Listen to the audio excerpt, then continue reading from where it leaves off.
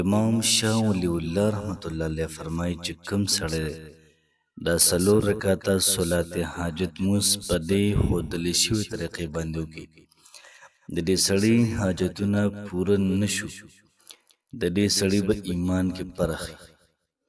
مطلب دا شو چې کوم سړی دا څلور رکعاته صلات حاجت مونځ په دې ښودلې شوې طریقه باندې وکړي، د دې سړي حاجت به لازمي قبلېږي.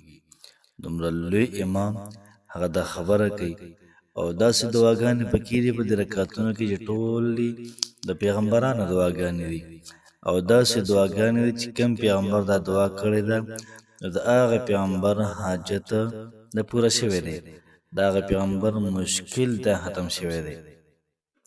که ستاسو مشکلات دي او نه ختمیږي، د هغوی دپاره دا صلات حاجت مونځ صرف څلور رکعاته دي، دا تاسو کوئ، ستاسو هر قسم حاجت دا پوره شي، مشکلات به ختم شي. که چاته د رزق مسله وي نو دا وظیفه د هغوی دپاره هم پاورفل ده، که چاته نور څه مشکلات وي دا د هغوی دپاره هم ډېره زیاته بهترینه ده. نو راځئ خپل مشکلات د دې وظیفې په برکت باندې دا حل کړو. د مسلمانۍ اصل تقاضا، اصل معنا دا ده چې موږ به څیز د الله پاک نه غواړو، د الله پاک د غیر نه به موږ څه نه غواړو. محترم مسلمانانو خویندورونو، هم نن چې کومه زموږ وظیفه ده انتهایي لاجواب او انتهایي پاورفل عمل دی. که ښه د وانه ولګېدو کمنټ کې صلی الله علیه و آله وسلم د ولیکه او دغه رنګې خپلو ملګرو سره هم شیر کړه چې هغوی ته هم دا فایدې دا حاصل شي. محترم مسلمانانو خویندورونو، د وظیفې ترتیب او طریقه کار به داسې شي چې تاسو به چارندام وکئ په ښه طریقې سره. چې کله چارندام تاسو وکړو او د هغې نه فارغه شولئ، مطمئن شوئ چې یاره ما چارندام وکړو، هسې اخوا دېخوا کار مې ونه کړو. بعضې وخت کې چارندام کې چا پته مو نه لګېږي چې مڅه څنګه ده، مخ وینځل کوم ځای پورې دي، لاسونه کوم ځای پورې وینځل دي، خپې څومره دي. اکثر اندامونه وچ وي او دی راپاڅي او دلته کې خپل لمونځونه کوي. اکثر چې اودس مات کې راشي چارندام وکړي، چې کله راځي مسلې پورې نو ساس کې د شوي اودس ماتي، هسې دی ډغرې وي. نو ځکه وایم چې ښه چارندام وکړئ.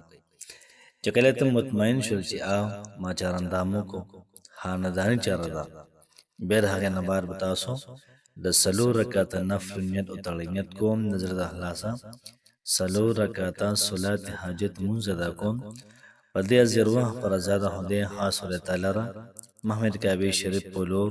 الله اکبر.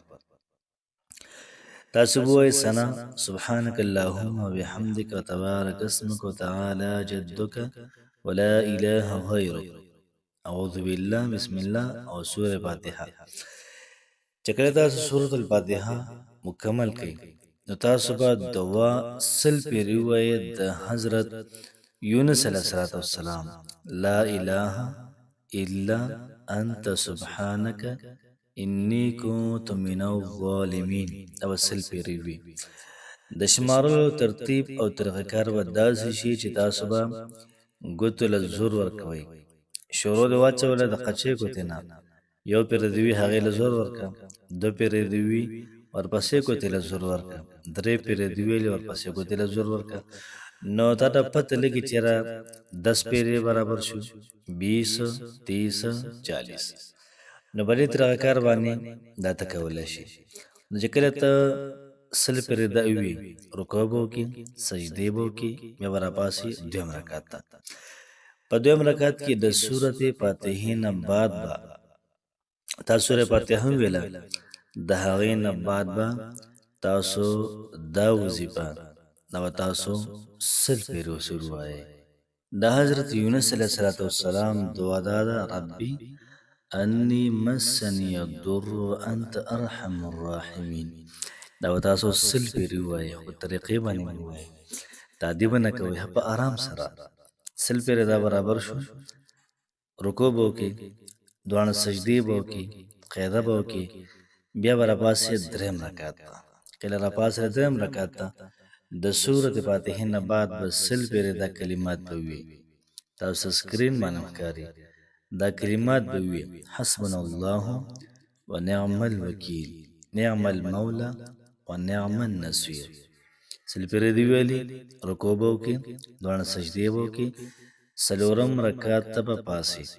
چې کله پاسېدې د سورې فاتحې نه بعد به د آیت کریمه دا به ته سل پیرې وي وافوض امري الى الله ان الله بصير بالعباد.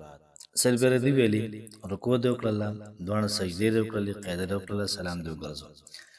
د سلام نه بعد به تاسو بې سجده وکړئ او په سجده کې به دا کلمات دا به ووایئ کوم چې تاسو ته سکرین باندې ښکاري. آخري نمبر د حضرت نوح علیه السلام دعا ته ربي انی مغلوب فانتصر. دا به ته سل پیرې وي په سجده کې. چې کله د سجدې نه سر راوچت کړي نو بیا به سل پیرې درود شریف وي، بیا به خپله دعا وکړي چې څه د الله پاک غواړي. دعا دې وکړه، بیا به له هغې نه بعد ته سل پیرې بیا به د درود شریف وي او لاسونه به دې په مخ باندې راکاږي. مکمل 100% امید به دي چې زما نه کار به کېږي. کو چېرته په زړه کې معمولي شک هم راغلی چې یا به کېږي یا به نه کېږي نو سړی ګنهګارېږي، ځکه چې کمې دعاګانې ما ورته وویلې ټولې د پیغمبرانو دعاګانې وي او د الله پاک نه مایوسي د ګناه نه مایوسه کېږي به نه. په امید سره انشاءالله الله پاک به ستاسو هر مسله دا به حل کوي. الله پاک هم خوشحاله آباد ساته. السلام علیکم ورحمة الله وبرکاته.